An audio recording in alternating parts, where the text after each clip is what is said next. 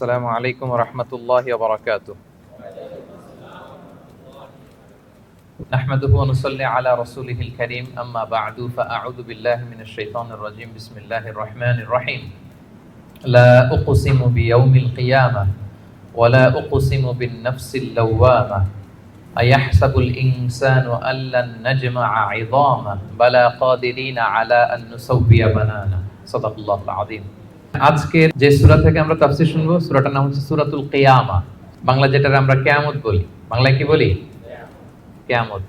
আল্লাহ তাআলা ওই নামে একটা সূরা ডেডিকেট করেছেন, সূরাটার নাম হচ্ছে সূরাতুল কিয়ামা।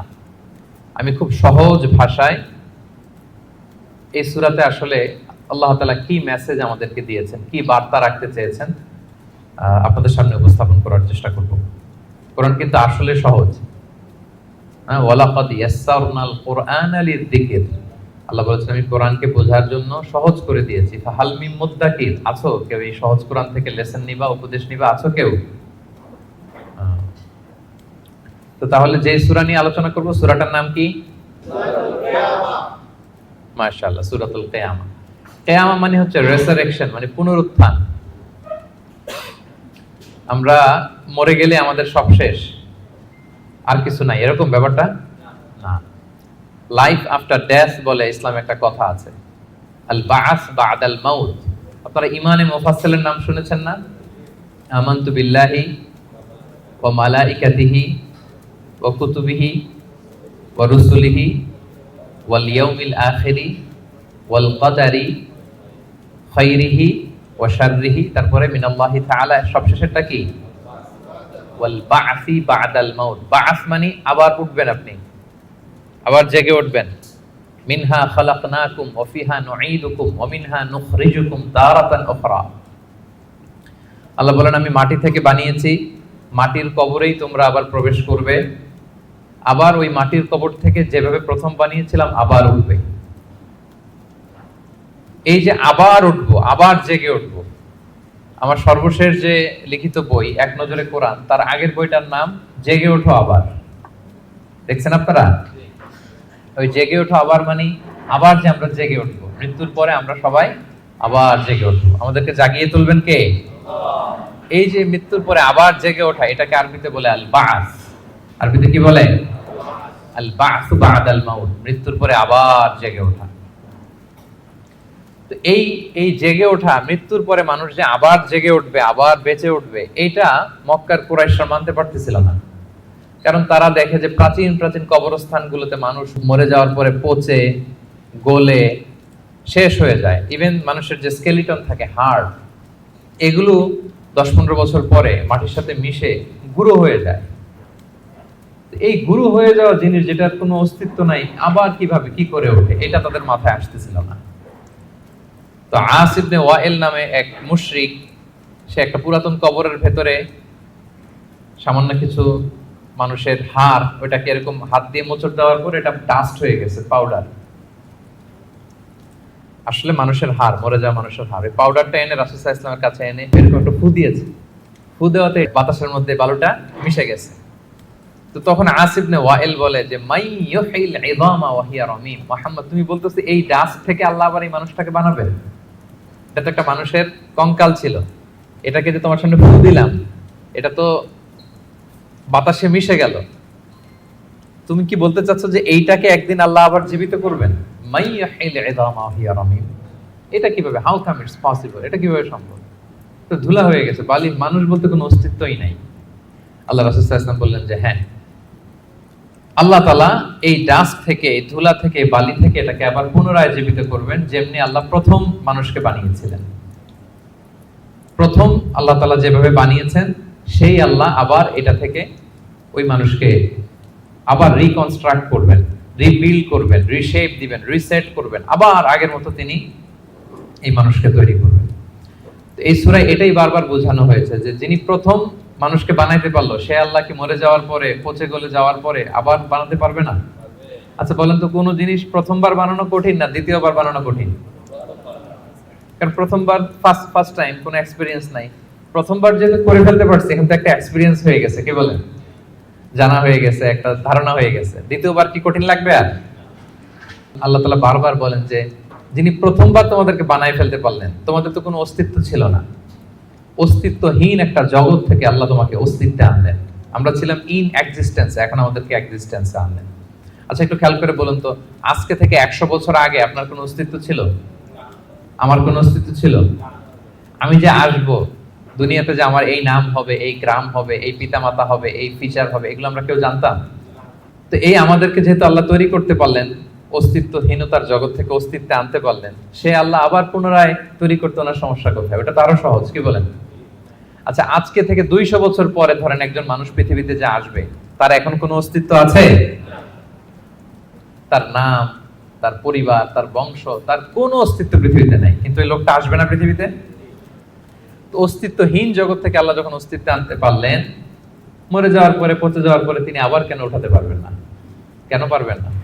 এবং আল্লাহ রাসূল সাল্লাল্লাহু আলাইহি সাল্লাম বলেছেন, মানুষের দেহে একটা হাড্ডির কণা আছে, ইন্না ফিল ইনসানি আযমুন লা ইয়াকুলুহুল আরদু আবাদান। একটা হাড্ডির কণা আছে যেটা কখনো মাটি বালু এটাকে খেতে পারে না, নষ্ট করতে পারে না। মিনহা ইউরাক্কাবুল খালকু ইয়াউমাল কিয়ামা, কিয়ামতের দিন এখান থেকেই মানুষের আবার পুনঃসৃষ্টি হবে। তো সাহাবারা বললেন, আইয়ু আযমিন ইয়া রাসূলুল্লাহ, এই হাড্ডিটার নাম কি? আল্লাহ রাসূল সাল্লাল্লাহু আলাইহি ওয়াসাল্লাম বললেন, আজবুল জানাব, মানে টেইল বোন। ডাক্তারি ভাষায় এটাকে বলে কক্সিক্স। আমাদের যে শিরদাঁড়া আছে না, মেরুদণ্ড, এই মেরুদণ্ডের একেবারে নিচে ট্রায়াঙ্গেল একটা ত্রিভুজ আকৃতির ছোট্ট বোন পার্টিকেল আছে, এটা নষ্ট হয় না। হিন্দুরা যে শ্মশানে লাশ পোড়ায়, সব পুড়ে যায়, ওইটা পুড়ে না। আমরা যে কবরস্থ করি, কবর মাটি সব খেয়ে ফেলতে পারে, কিন্তু ওই ছোট্ট হাড্ডি কণিকাটা নষ্ট হয় না। ইভেন মানুষের মৃত্যু তো অনেক ভাবে হয়। বিমান দুর্ঘটনায় হলে জ্বলে ভস্ম হয়ে যায়, সাগরে জাহাজ ডুবি হলে মানুষ মরে, তিমি মাছের পেটে চলে যায়, তিমি ওইটাকে খেয়ে ডাইজেস্ট করে ফেলে, তার অস্তিত্বই থাকে না। কিন্তু ওই যে ছোট্ট কক্সিক্স টেইল বোন, আজবুল জানাব, এটা নষ্ট হয় না। আল্লাহ বলেন, ওইটা থেকে কিয়ামতের দিন তোমাদেরকে আবার আমি পুনরায় সৃষ্টি করব। এইটাকে বলা হয় পুনরুত্থান, রেসারেকশন। পুরো সূরার মেইন কথা হচ্ছে এইটা। আপনাদের কাছে আগে ক্লিয়ার করে দিলাম যে ওরা যেহেতু বিশ্বাস করতে পারতেছিল না যে মানুষগুলো মরে যাওয়ার পরে 20 বছর 30 বছর পর কবরে তার অস্তিত্বই থাকে না, এই মানুষ আবার জীবিত হয় কি করে? আল্লাহ রাসূল সাল্লাল্লাহু আলাইহি ওয়াসাল্লাম বললেন যে না, এরাও জীবিত হবে। এবং আল্লাহ তাআলা এমন কথা বললেন যে তোমরা কি ভাবছো তোমাদের এই হাড় গোড়গুলো আমি রিঅ্যাসেম্বল করতে পারবো না?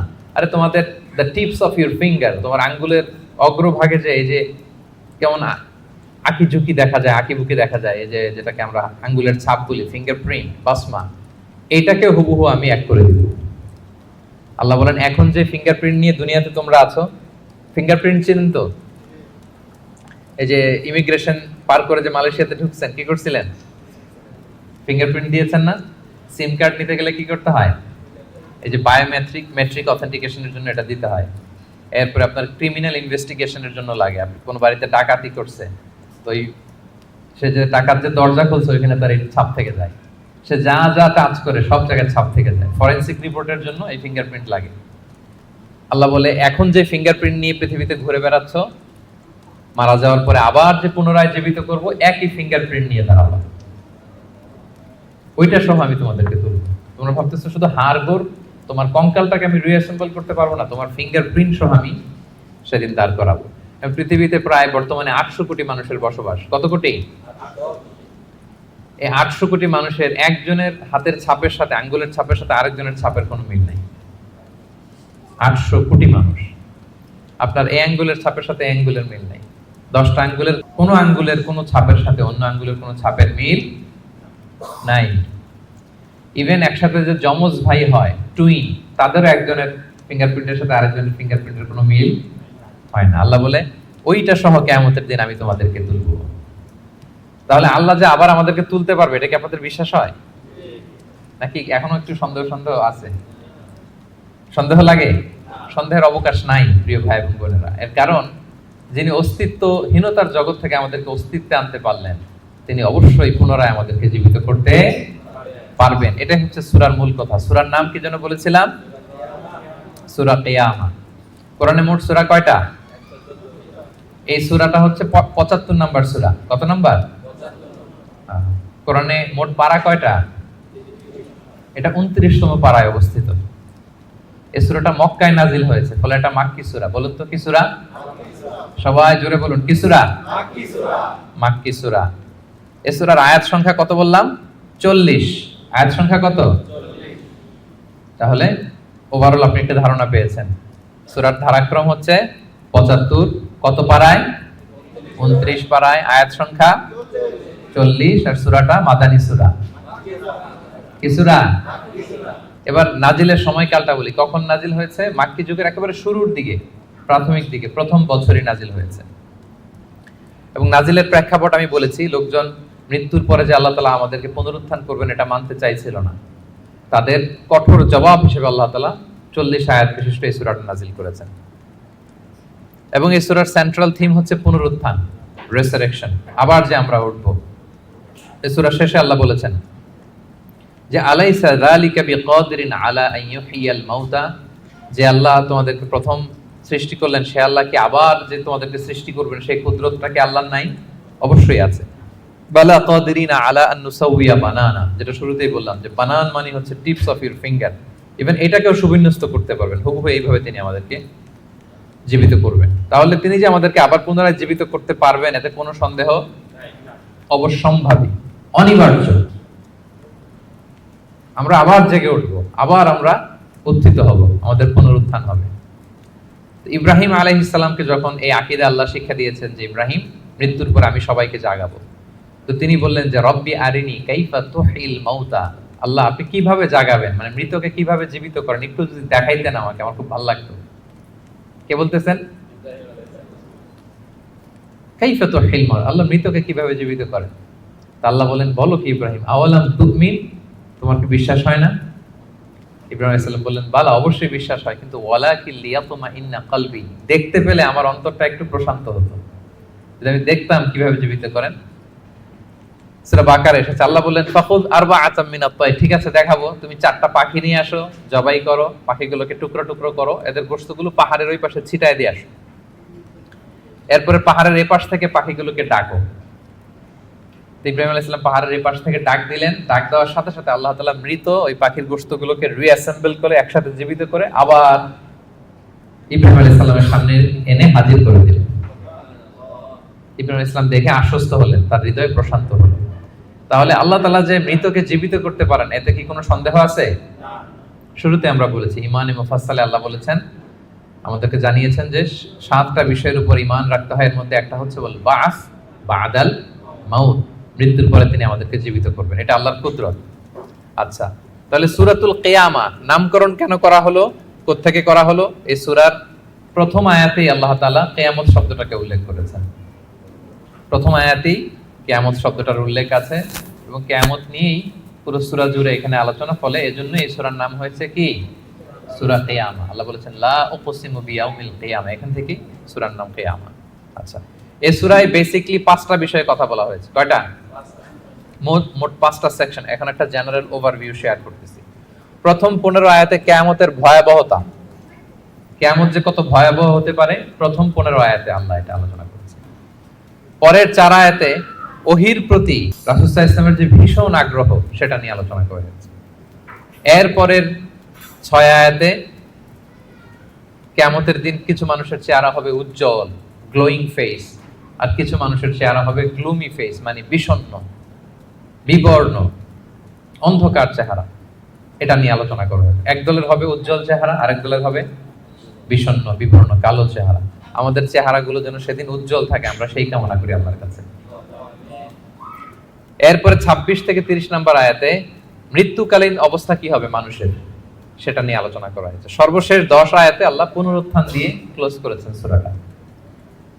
পুনরুত্থান যে অনিবার্য, অবশ্যম্ভাবী, এটা আল্লাহ তাআলা প্রতিষ্ঠিত করে শেষ করেছেন। তাহলে একটা জেনারেল ওভারভিউ পেয়েছেন। মোট কয়টা সেকশন এই সূরায়? 5টা। প্রথমে কিয়ামতের ভয়াবহতা, তারপরে ওহীর প্রতি, ওহী রিসিভ করার প্রতি রাসূল সাল্লাল্লাহু আলাইহি ওয়াসাল্লামের যে অধীর আগ্রহ, ভীষণ আগ্রহ, এটা নিয়ে কথা। এরপর উজ্জ্বল চেহারা আর অন্ধকার চেহারা। এরপরে মৃত্যুকালীন অবস্থার যে বর্ণনা সেটা দেওয়া হয়েছে, সবশেষে পুনরুত্থান। তাহলে এই 5টা বিষয় নিয়ে আমরা আলোচনা শুরু। তাহলে ওভারঅল এই সূরা নিয়ে কথা হয়ে গেছে। এবার আমরা তাফসীরের দিকে যাই। প্রথমে আমরা বলেছিলাম যে কিয়ামত দিবসের বর্ণনা আল্লাহ দিয়েছেন। আল্লাহ শুরু করলেন আউযু বিল্লাহি মিনাশ শাইতানির রাজীম, বিতাড়িত শয়তান থেকে আল্লাহর কাছে পানাহ চাই। বিসমিল্লাহির রহমানির রহিম, পরম করুণাময় অসীম দয়ালু আল্লাহর নামে শুরু করছি। আল্লাহ বলছেন, লা উকসিমু বিয়াউমিল কিয়ামা। লা শব্দের অর্থ না। লা শব্দের অর্থ, সবাই বলুন, লা শব্দের অর্থ না। আল্লাহ প্রথমে বললেন না, নো, অর্থাৎ তোমরা যা ভাবো এমনটা না। তোমরা যে মনে করো যে আমি উঠাতে পারবো না, মৃত্যুর পরে আমি তোমাদেরকে পুনরুত্থান করতে পারবো না, এমনটা না। লা, আল্লাহ বললেন লা উকসিমু বিয়াউমিল কিয়ামা। লা, তোমরা যে মনে করো আমি আল্লাহর জন্য কঠিন হবে তোমাদেরকে জাগ্রত করা, এটা ঠিক নয়। বরং উকসিমু বিয়াউমিল কিয়ামা, আমি কিয়ামত দিনের শপথ করছি। কিয়ামতের শপথ করতেছে কে? আল্লাহ। আচ্ছা, এরপরে আল্লাহ তাআলা আবার বললেন ওয়ালা উকসিমু বিন-নাফসিল লাওয়ামা। আবার লা, লা মানে না। লা মানে কি? একটা দুটো শব্দ শিখে যান না আজকে। লা মানে কি? কোরআনে অনেক পাবেন এরকম লা। এই লা শব্দের অর্থ হচ্ছে না। আল্লাহ বলেন না, তোমরা যে ভ্রান্ত বিশ্বাসে আছো এটা ঠিক না। লা, বরং উকসিমু বিন-নাফসিল লাওয়ামা, মানুষের যে নাফস মানুষকে তিরস্কার করে, আমি সেই নাফসের শপথ করছি। তাহলে দুইটা জিনিসের শপথ করলেন। এক হচ্ছে কিয়ামত দিবসের শপথ। কিসের শপথ? দুই হচ্ছে নাফসে লাওয়ামার শপথ, মানে যে নাফস মানুষ খারাপ কাজ করলে তিরস্কার করে। এই দুইটা শপথ করে এরপর একটা কথা বলবেন, গুরুত্বপূর্ণ কথা। আচ্ছা, ওই কথায় যাওয়ার আগে নাফসে লাওয়ামাটা কি এটা আমি আগে বলি। আমাদের যে নাফস, মানে আমাদের ভেতরে যে নাফস দিয়েছেন আল্লাহ তাআলা, এটার তিনটা ক্যাটাগরি হতে পারে। একটা হচ্ছে নাফস আম্মারা, একটা হচ্ছে নাফস লাওয়ামা, যে লাওয়ামার কথা এই আয়াতে বললাম, আরেকটা হচ্ছে নাফস মুতমাইন্না। তিনটার কথাই কোরআনে আছে। একটা হচ্ছে নাফস আম্মারা, ইন্নান নাফসা লাআম্মারাতুম বিসু ইল্লা মা রাহিমা রাব্বি। এই নাফসের ইন্সপিরেশন হচ্ছে শুধু খারাপ দিকে, মানুষকে খারাপ কাজে ইন্সপিরেশন করে, খারাপ দিকে হাতছানি দেয়। আরেকটা হচ্ছে এইটা নাফস লাওয়ামা, এ ভালোর কথাও বলে আবার খারাপের কথাও বলে, আবার খারাপ কাজ করলে তাকে তিরস্কারও করে, এটা থাকে মিডলে। আরেকটা হচ্ছে নাফসে মুতমাইন্না, প্রশান্ত আত্মা। যারা জান্নাতি, তারা যখন ইন্তেকাল করবে তখন ফেরেশতারা এসে বলবে, ইয়া আইয়াতুহান নাফসুল মুতমাইন্না ইরজিই ইলা রাব্বিকি রাদিয়াতান মারদিয়া ফাদখুলি ফি ইবাদি ওয়াদখুলি জান্নাতি। মানে হে প্রশান্ত আত্মা, বের হয়ে আসো, বের হয়ে আসো আল্লাহর সন্তুষ্টির দিকে। তুমিও আল্লাহর প্রতি সন্তুষ্ট, তোমার রবও তোমার প্রতি সন্তুষ্ট। আল্লাহর জান্নাতে প্রবেশ করো, আমার বান্দাদের মধ্যে প্রবেশ করো, আমার জান্নাতে প্রবেশ করো। আল্লাহ তাআলা ফেরেশতাদের মাধ্যমে এই ঘোষণাটা দিবেন। মানুষের মৃত্যুর সময় দুইটা অবস্থা হয়। যারা জাহান্নামী হয় তাদের রূপ নেয়ার জন্য একদল ফেরেশতা আসে বিকট শব্দ করতে করতে, ভয়ঙ্কর তাদের চেহারা, ভয়ঙ্কর দুর্গন্ধ। তাদেরকে দেখলেই মানুষ ভয় পায়, ত্রাসে কাঁপতে থাকে। তারা এসে ধমক দিয়ে আত্মাটাকে বলতে থাকে যে, হে পাপাত্মা, আল্লাহর ক্রোধ, রাগ আর জাহান্নামের দিকে বের হয়ে আয়। তখন এই আত্মাটা বেরোতে চায় না, কাফেরদের আত্মা ছোটাছুটি করে, অস্থির হয়ে এদিক সেদিক। জোর করে আত্মাটাকে তারা নিয়ে যায়, নিয়ে সিজ্জিনে রাখে। আর যারা বিশ্বাসী, যারা আল্লাহওয়ালা, যারা ইমানদার, তাদের জন্য কাফনুন মিন আকফানিল জান্নাত, জান্নাত থেকে সাদা ধবধবে শুভ্র কাপড়ের একটা কাফন নিয়ে আসে ফেরেশতারা। হানুত মিন হানুতিল জান্নাত, জান্নাতের পেয়ালা যেখানে সুগন্ধি থাকে, এগুলো নিয়ে আসে। এসে খুবই আন্তরিকভাবে আত্মাটাকে আহ্বান করে যে, হে পবিত্র আত্মা, আল্লাহর সন্তুষ্টির দিকে তুমি বের হয়ে আসো। বলতে দেরি ওই আত্মা স্মুথলি বের হয়ে যায়। প্রিয় বন্ধুরা, এই দিনটার মুখোমুখি কিন্তু আমরা হতে যাচ্ছি। কি বলেন? একদিন আমাদের দেহ থেকেও তো আমাদের এই আত্মা বের হবে। আমরা যেন ওই শ্রেণীর অন্তর্ভুক্ত হতে পারি যাদের জন্য জান্নাত থেকে শুভ্র কাপড় আনা হবে। আল্লাহুম্মা আমিন। স্মুথলি বের হয়ে আসে। তাহলে তিনটা নাফস, নাফস আম্মারা খারাপ দিকে টেম্পটেশন করে, নাফস লাওয়ামা ভালো খারাপ দুইটাই করে, তবে খারাপ করলে তাকে নিন্দা করে, আর হচ্ছে নাফস মুতমাইন্না, প্রশান্ত ইমানদার যে নাফস, শুধু ভালো কাজে মানুষকে আহ্বান করে। আমরা ওই নাফস পেতে চাই। কি বলেন? আপনি নেক কাজ, ভালো কাজ, কল্যাণমূলক কাজ যত বেশি করবেন, ধাপে ধাপে আপনার নাফসটা নাফস আম্মারা থেকে, লাওয়ামা থেকে নাফসে মুতমাইন্না হবে। কি হবে?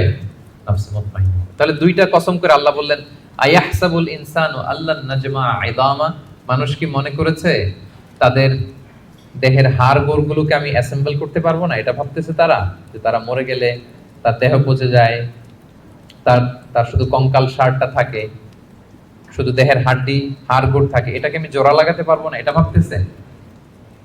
এটা মানুষের ধারণা? আল্লাহ বলেন বালা, অবশ্যই পারবো। কাদিরিনা আলা আন নুসাউইয়া বানানা, তার দেহের হাড়, অস্থি, মজ্জা এগুলো সব তো আমি রিঅ্যাসেম্বল করব। এমনকি তার টিপস অফ হিজ ফিঙ্গার, তার আঙ্গুলের যে অগ্রভাগ, ফিঙ্গারপ্রিন্ট, এটাকেও আমি সুবিন্যস্ত করব। এটাকেও আল্লাহ তাআলা সেদিন কি করবেন? সুবিন্যস্ত করবেন। আমি আলোচনার শুরুতেই বলেছি যে আমাদের কারো ফিঙ্গারপ্রিন্টের সাথে অন্য কারো ফিঙ্গারপ্রিন্ট মিলে না। আল্লাহ তাআলা প্রত্যেকের এই ইউনিক ফিঙ্গারপ্রিন্ট গুলো সহ তাদেরকে কিয়ামতের দিন উঠাবেন, বাঁচার কোনো উপায় নেই, আল্লাহ তাআলা উঠাবেনই। এক লোক, বনি ইসরাইলের সময় এক লোক তার ছেলে মেয়েদেরকে, হাদিসে এসেছে, বলেছিল যে আমি এত পাপ করেছি, আমি মারা যাওয়ার পরে আমার বডিটা আগুন দিয়ে তোমরা জ্বালায় ভস্ম করে দিবা, এরপর যে ছাই হবে এই ছাই, কিছু ছাই সাগরে নিক্ষিপ্ত করবা আর কিছু ছাই তোমরা বাতাসের মধ্যে ছিটাই দিবা, যাতে আল্লাহ আমারে আর জোড়া লাগাতে না পারে। বুদ্ধি দেখছেন? তার ধারণা যে আমি এত পাপ করেছি, এমন শাস্তি আল্লাহ তাআলা শাস্তির মুখোমুখি আমাকে করবেন। কৌশল হিসেবে সে বলল, মৃত্যুর পরে আমাকে জ্বালিয়ে দিবা, আমার লাশের যে ছাই এটা কিছু সাগরে কিছু বাতাসে দিয়ে দিবা। ছেলেরাও তাই করছে, মারা যাওয়ার পরে বাবার লাশ পোড়ায় ছাই কিছু সাগরে ছিটাই দিয়ে আসছে, কিছু বাতাসে ভাসায় দিয়ে আসছে। তো এখন এই লোকটা তার আল্লাহ জীবিত করতে পারবে না, কি বলেন? কি এবার একটু সন্দেহ তৈরি হয়েছে নাকি? পারবে? বালা কাদিরিনা আলা আন নুসাউইয়া বানানা, যে আল্লাহ ফিঙ্গারপ্রিন্ট সহ নিয়ে আসবেন, তিনি পারবেন না?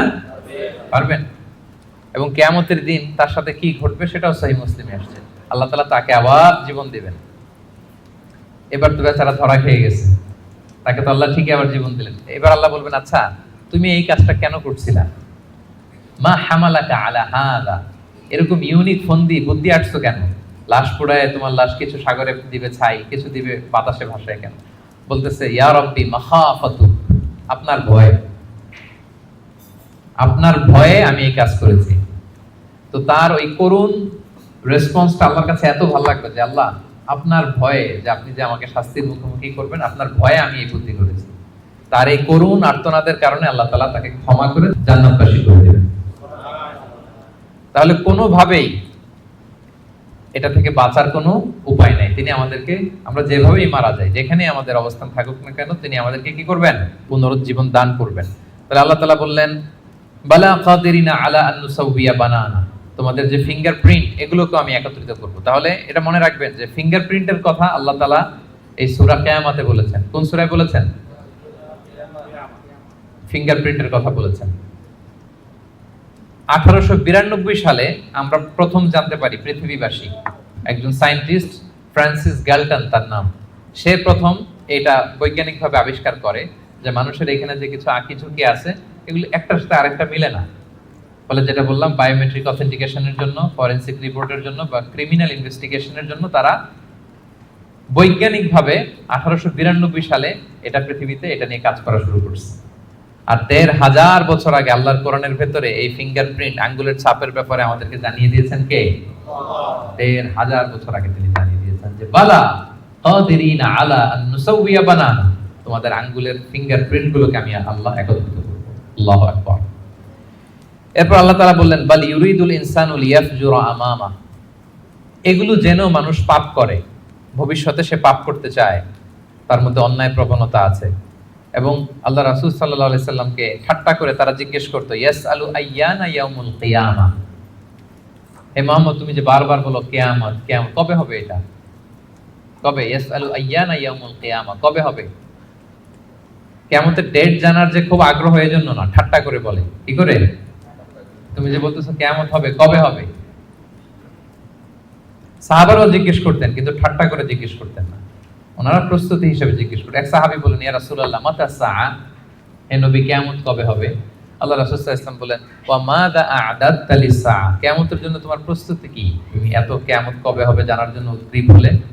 তিনি বললেন আমার কোনো প্রস্তুতি নাই, ইল্লা আন্নী উহিব্বুল্লাহ ওয়া রাসূলা, আমি আল্লাহ এবং আল্লাহর রাসূলকে ভালোবাসি, এটাই আমার প্রস্তুতি। তখন রাসূল সাল্লাল্লাহু আলাইহি ওয়াসাল্লাম বললেন তুমি যে আল্লাহ আল্লাহর রাসূলকে ভালোবাসো, এই ভালোবাসাই তোমাকে জান্নাতে প্রবেশ করাবে। আবার রাসূল সাল্লাল্লাহু আলাইহি ওয়াসাল্লাম বললেন, তুমি যাদেরকে ভালোবাসো তাদের সাথেই আল্লাহর জান্নাতে থাকবে। আনতা মা'a মান আহবাবতা, তুমি যাদেরকে ভালোবাসো তাদের সাথেই থাকবে, মানে নবীকে ভালোবাসো তো নবীর সাথেই আল্লাহর জান্নাতে তুমি বসবাস করবে। তো তারা টিটকারি করে বলতো, ইয়াসআলু আইয়ানা ইয়াউমুল কিয়ামা, কবে হবে কিয়ামত?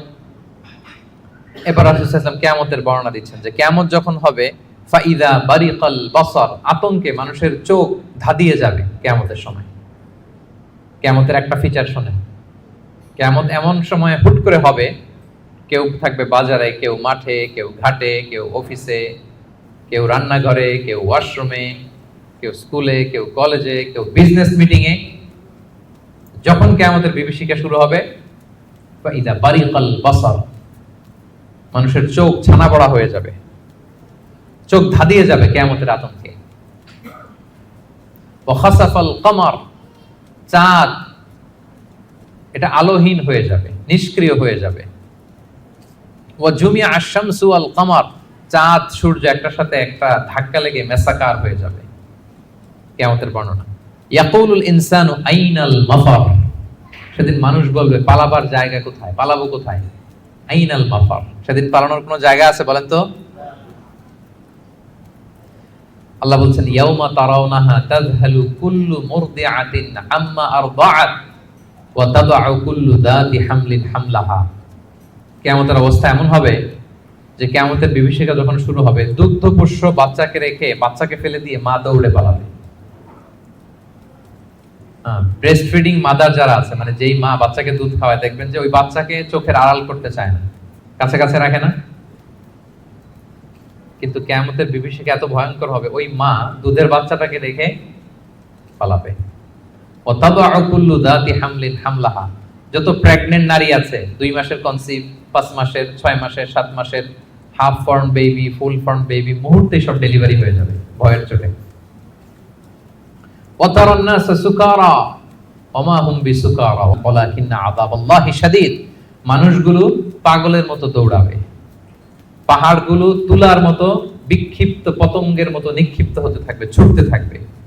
মানুষরা বলবে আইনাল মাফার, কই পালাবো?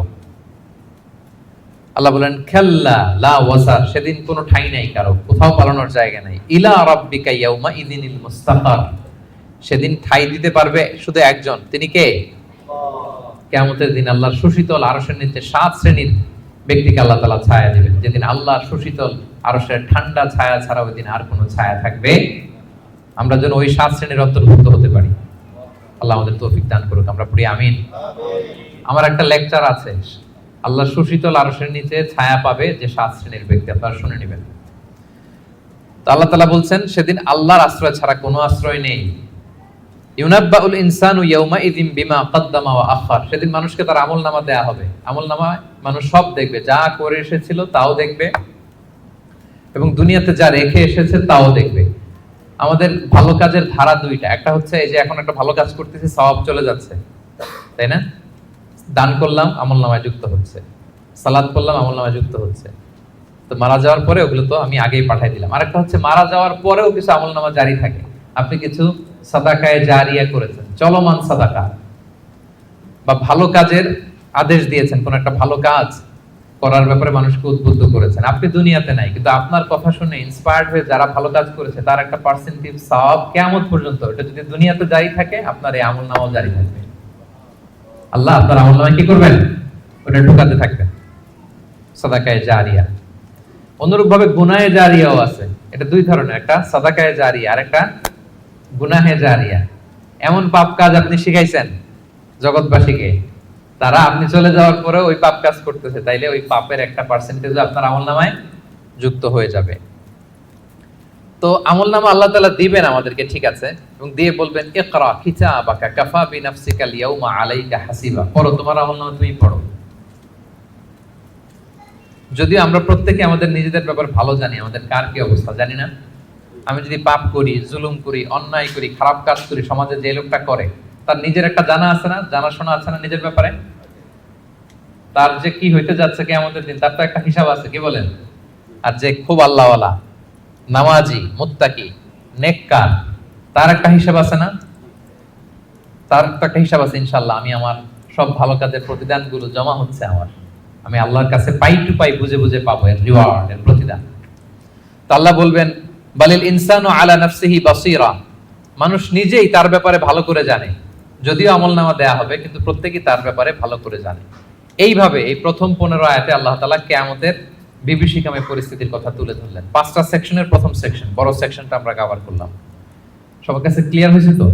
আচ্ছা, দ্বিতীয় সেকশনে কি বলছিলাম, যে ওহীর প্রতি রাসূল সাল্লাল্লাহু আলাইহি ওয়াসাল্লামের ভীষণ আগ্রহ ফুটিয়ে তোলা হয়েছে 4টা আয়াতে।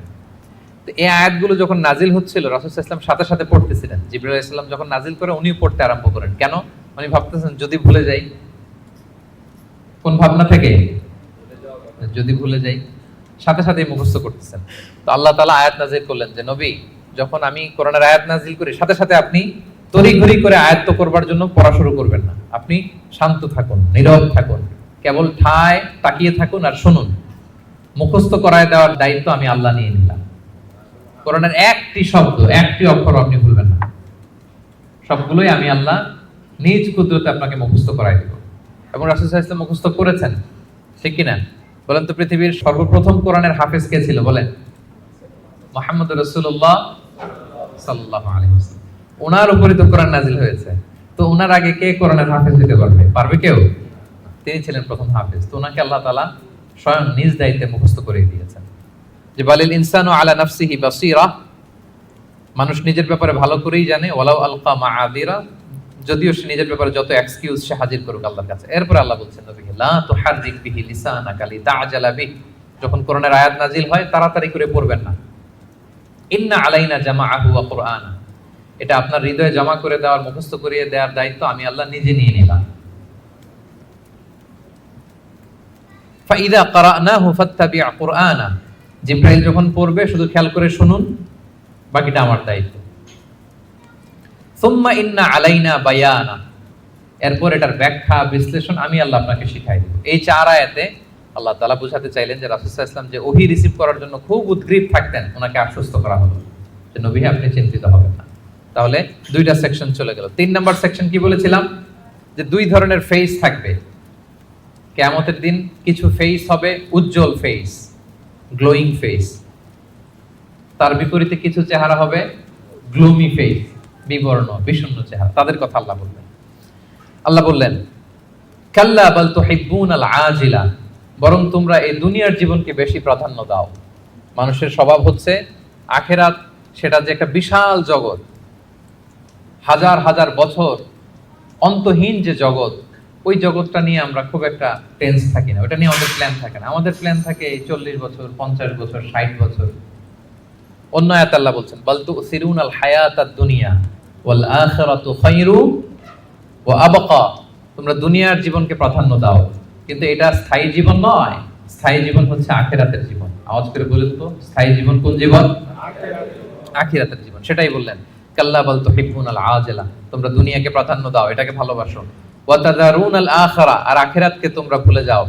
সেদিন মানুষের অবস্থা কি হবে শোনো, উজুহু ইয়াউমা ইদিন নাদিরা, সেদিন কিছু মানুষের চেহারা হবে গ্লোয়িং, সজীব, শ্যামল, উজ্জ্বল, উদ্দীপ্ত চেহারা, গ্লোয়িং ফেস। ইলা রাব্বিহা নাযিরা, তারা সেই চেহারা নিয়ে তাদের রবের দিকে তাকায় থাকবে। আল্লাহু আকবার। তাহলে বোঝা গেল জান্নাতীরা কিয়ামতের দিন আল্লাহ তাআলাকে দেখার সৌভাগ্য পাবেন। বলেন আমরা আল্লাহকে সচক্ষে দেখতে চাই কি চাই না? চাই। আমরা আল্লাহকে দেখছি কখনো? দেখি না। দেখে তার ইবাদত করি, তাকে বিশ্বাস করি, তার সামনে সেজদায় লুটিয়ে পড়ি, কিন্তু তাকে দেখি নাই। তো জান্নাতীদের সবচেয়ে বড় নেয়ামত হবে এইটা। আল্লাহ জান্নাতীদেরকে বলবেন, এই জান্নাতীরা কোরআনে যা যা নেয়ামতের কথা বলছি সব পাইছো? সবাই বলবে আল্লাহ পেয়েছি, আরো ঢের বেশি পেয়েছি। সবাই খুব খুশি যে আল্লাহ যা যা বলছেন আমরা হিসাব মিলাই দেখছি যে সব আপনি দিয়েছেন, এর চেয়ে বেশি দিয়েছেন। একজন হাত তুলে বলবে আল্লাহ পাই নাই, একটা জিনিস পাই নাই। আল্লাহ বলবে ঘটনা কি? সবাই, কারো কোনো কমপ্লেন নেই। তোমার আবার কি কমপ্লেন? তুমি পাও নাই বলতে কি পাও নাই? বলতেছে আল্লাহ আসলটাই তো পাই নাই। আসলটা মানে বলে যে আপনারাই তো পাই নাই। আপনার হেজাব থেকে আমরা কথা শুনতেছি, মানে পর্দার অন্তরালে, কিন্তু আপনাকে তো দেখি নাই। আপনার যে নূর, আপনার নূরের যে সৌন্দর্য, আপনার নিজের সত্তাকে যে আপনি গোপন করে রেখেছিলেন, ওই সত্তাকে তো আমরা এখনো উইটনেস করতে পারি নাই। এটা তো বাকি। আল্লাহ বলবেন হ্যাঁ এইটা বাকি, এটা আমি খুব জাঁকজমক ভাবে তোমাদেরকে দেখাবো। বিশাল জান্নাতের কনফারেন্স হলে সামনে নবীরা বসবেন, সিদ্দিক, শুহাদা, সালেহ সবাইরা বসবেন, আমরা ইমানদাররাও বসার সুযোগ পাবো সেদিন। এরপর আল্লাহ তাআলার যে পর্দা, নূরের পর্দা, এই পর্দাকে আল্লাহ উন্মোচিত করবেন জান্নাতবাসীদের জন্য। আল্লাহু আকবার। কিসের পর্দা? নূর মানে কি? আচ্ছা, আমরা ঘরে পর্দা লাগাই কেন? কি বন্ধ করার জন্য? আমরা ঘরে যে কার্টেন লাগাই, পর্দা কি ঢাকার জন্য? আলো ঢাকার জন্য। কিন্তু আল্লাহর পর্দাটাই আলোর পর্দা, নূরের পর্দা। এরপর আল্লাহ তাআলা নিজেকে সেদিন প্রকাশিত করবেন। আল্লাহর নূরের এক ঝলক তিনি প্রকাশিত করবেন। জান্নাতীরা পাগলের মতো ওই নূরের ঝলকের দিকে বিমোহিত হয়ে তাকিয়ে থাকবে। এক সেকেন্ডের হাজার কোটি ভাগের অল্প সময়ের, সামান্য সময়ের জন্য এক ঝলক আল্লাহ নিজেকে প্রকাশিত করবেন, ওনার নূর দেখাবেন। জান্নাতীরা ওই নূর দেখে অপলক নেত্রে বিমোহিত হয়ে তাকিয়ে থাকবে পাগলের মতো, যে কি দেখলাম, এত সুন্দর, এত বড় নেয়ামত। কিন্তু সামনে কিন্তু আর নাই, ওই নূরের ঝলকানি কিন্তু আর নাই। এক ঝলক ওটা দেখে এইভাবে সব কোটি কোটি বছর কেটে যাবে এইভাবে। আল্লাহু আকবার।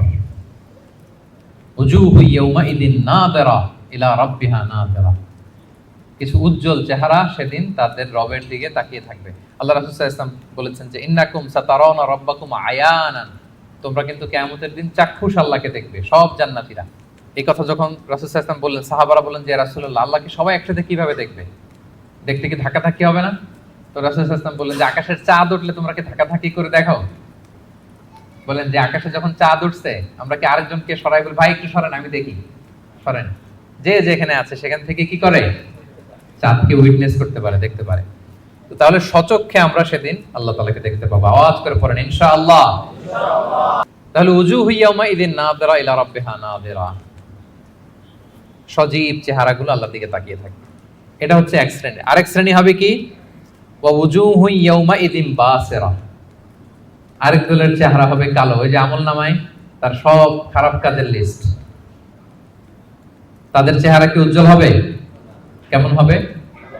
বিষণ্ণ, বিবর্ণ, ডার্ক ফেসেস, গ্লুমি ফেসেস। তাযুন্নু আন ইউফআলা বিহা ফাকিরা। সে বুঝতে পারবে যে কঠিন বিপদ নেমে আসতেছে।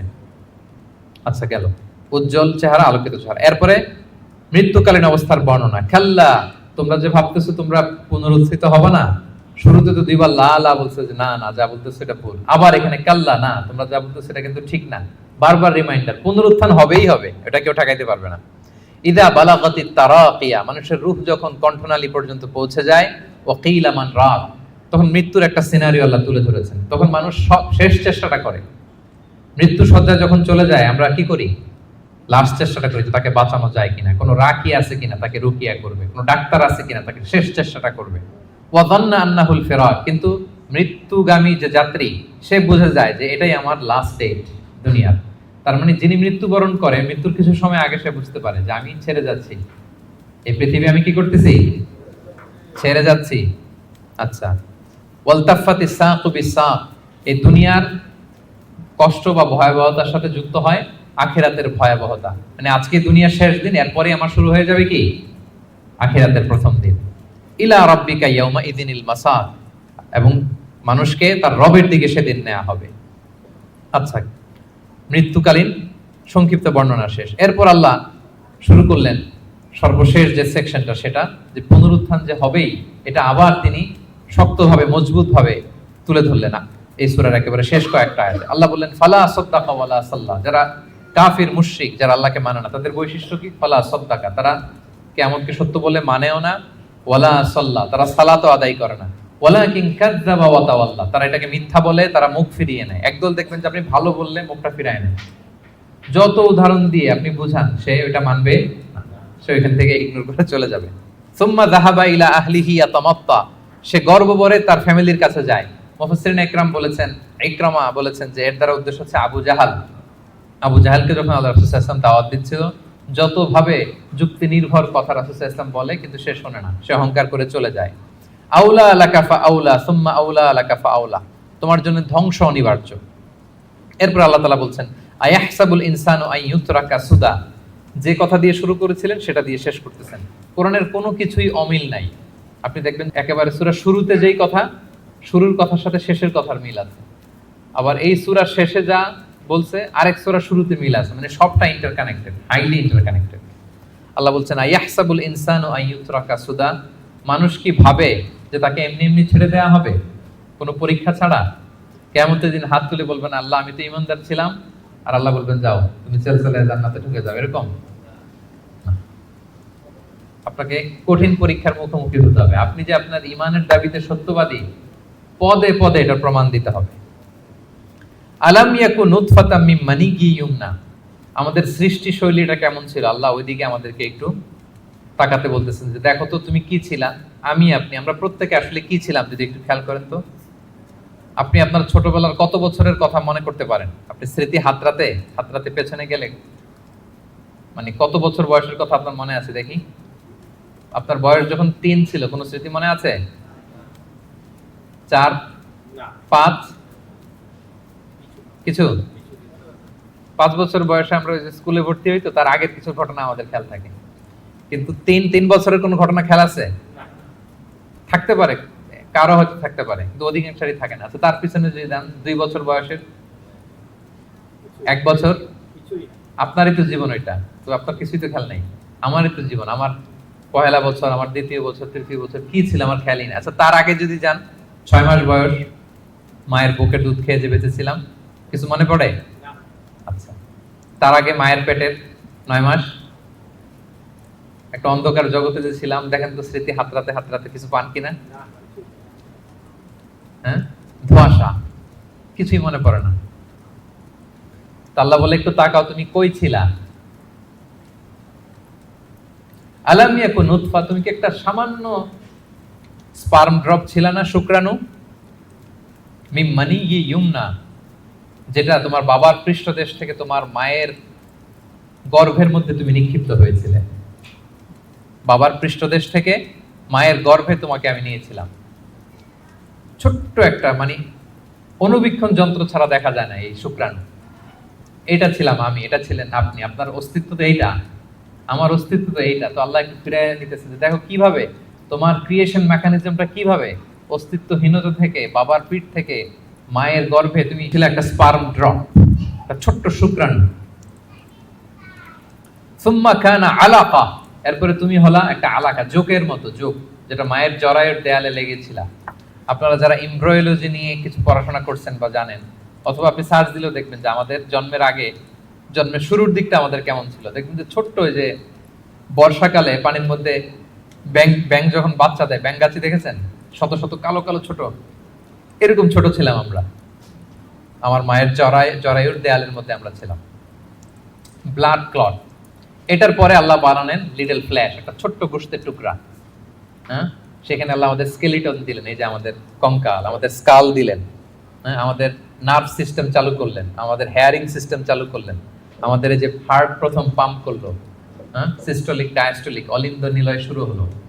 এই যে আপনি একটা হিউম্যান বেবি হিসেবে আত্মপ্রকাশ করলেন মায়ের পেটে। এই অন্ধকার মায়ের পেটের ভেতরে 3টা প্যাকেট ছিল ওখানে, যুলুমাতুন সালাস, এর ভেতরে আপনাকে তৈরি করেছে কে? স্মৃতি হাতে তো কিছু পাই না, এই জন্য আল্লাহ স্মরণ করাই দিচ্ছে যে তোমার তো আর খেয়াল থাকবে না, আমি যে এত বিশাল বিশাল কাজ করছি একটু শুনে নাও। যে বাবার পিঠ থেকে মায়ের গর্ভে গিয়েছিলে, 40 দিন ছিল এই শুক্রাণু, হাদিসে এসছে।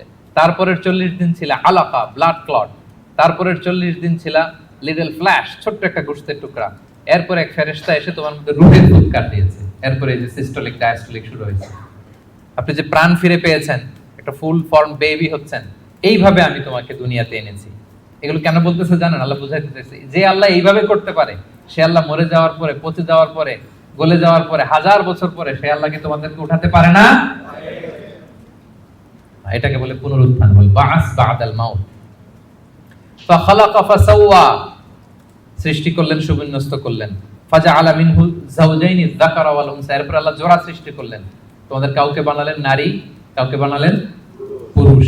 এরপরে আল্লাহ একটা প্রশ্ন ছুড়ে দিয়ে শেষ করলেন, আলাইসা যালিকা বিকাদিরিন আলা আইয়িহিয়াল মাউতা, যে আল্লাহ এত কিছু করতে পারলেন, সে আল্লাহকে মৃতকে জীবিত করতে সক্ষম নন?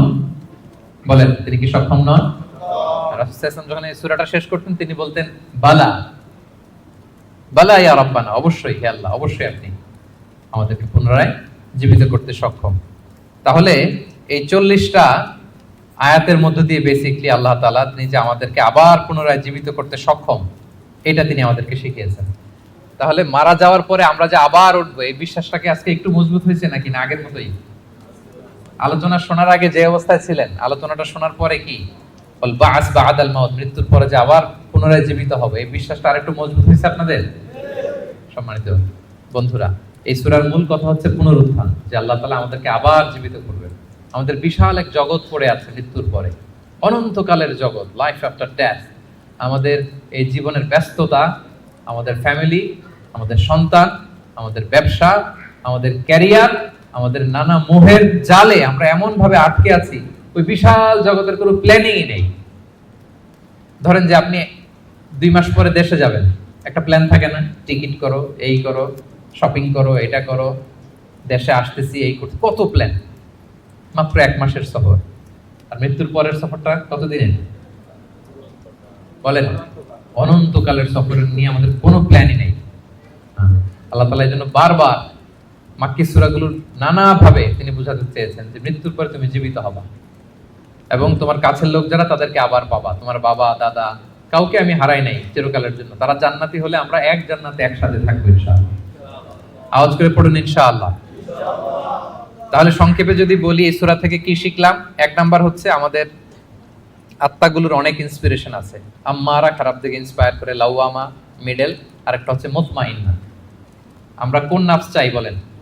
নাফসে মুতমাইন্না, যে আত্মা আল্লাহর উপর সন্তুষ্ট এবং আল্লাহ যে আত্মার উপর সন্তুষ্ট, যাদেরকে আল্লাহ সিজজিনে পাঠাবেন না কবুল, তিনি ইল্লিনে পাঠাবেন। আমাদের আত্মাগুলো কোথায় যাবে? ইল্লিনে যাবে।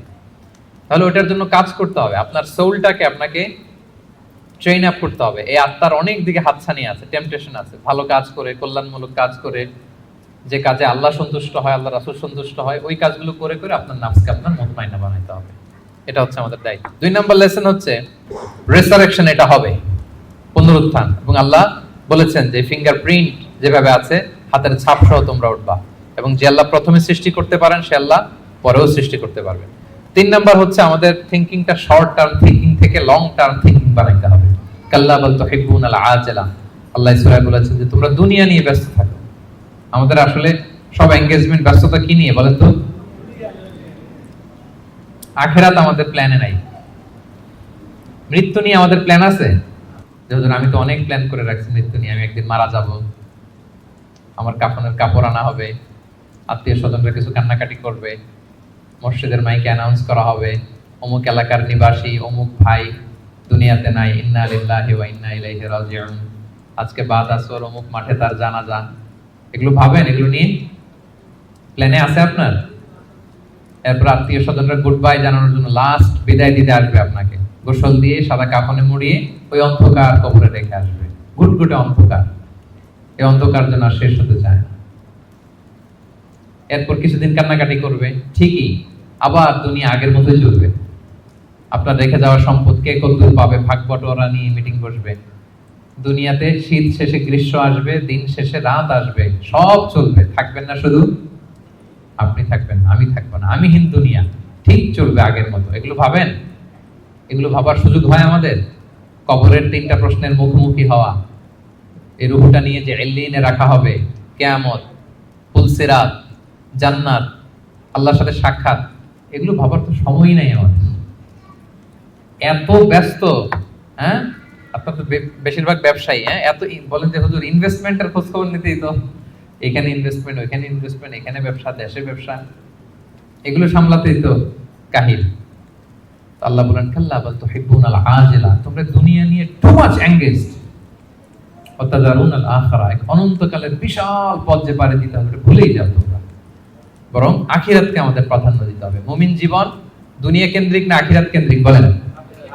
করব সব এখানে, কিন্তু প্ল্যান আখিরাত, যে ওইখানে কি কাজে লাগবে, ওইখানে যেন জিতে যাই, শেষ হাসিটা যেন ওখানে হাসতে পারি। এটা হচ্ছে মুমিনের বৈশিষ্ট্য। 4 নাম্বার হচ্ছে গ্লোয়িং ফেস, গ্লুমি ফেস। বলেন আপনার চেহারা সেদিন কিরকম হোক আপনি চান? গ্লোয়িং ফেস চান? হ্যাঁ, তাহলে 5 ওয়াক্ত সালাত পড়তে হবে, কোরআন পড়তে হবে, যাকাত আদায় করতে হবে। 5 নম্বরে মৃত্যুর যে ওই সময়টা, ওইটা আমাদের জন্য fix. The most certain thing in our life is death, and the most uncertain matter in our life is the time of death. মৃত্যু হবে এটা আমরা জানি, কবে হবে জানি, সেদিনের জন্য যেন প্রস্তুত থাকি। লাইফ ইজ এ টেস্ট, জীবনে পরীক্ষা থাকবে, এমনি এমনি আল্লাহ ছেড়ে দিবে না, আমার ইমানের পরীক্ষা দিয়ে আমাকে উত্তীর্ণ হতে হবে। 7 নম্বরে হিউম্যান শুডন্ট বি অ্যারোগেন্ট, মানুষের অহংকারী হওয়া সাজে না।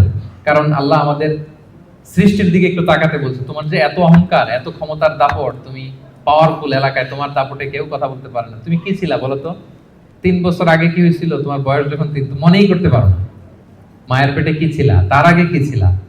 ছোট্ট একটা তুচ্ছ পানির ফোঁটা থেকে আল্লাহ আমাদেরকে বানিয়েছেন। ওই মানুষ কখনো অহংকার করতে পারে না। সব শেষ কথা হচ্ছে রেসারেকশন ইজ এ মাস্ট, আমরা আবার জীবিত হব। মৃত্যুর মধ্য দিয়ে আমাদের সব শেষ হয়ে যাবে না, বরং বল বাস বাদাল মাউত, মৃত্যুর পরে আবার আমরা পুনরুত্থিত হব এবং আল্লাহর সেই ট্রাইব্যুনালে আমাদেরকে দাঁড়াতে হবে। সেদিন যদি আমাদের ভালো কাজের মধ্য দিয়ে আল্লাহর কাছে আমরা নিজেদের ঈমানকে প্রমাণিত করতে পারি, তাহলে শেষ হাসিটা আমরাই হাসবো ইনশাআল্লাহ। আমরা এখানে যেমনি একত্রিত হলাম, মৃত্যুর পরে আবার জীবিত হয়ে বিচার দিবস শেষে আল্লাহর জান্নাতুল ফেরদাউসের ভিতরেও যেন আমরা এভাবে একত্রিত থাকতে পারি। আল্লাহ আমাদের সবাইকে তৌফিক দান করুন। আজকে থেকে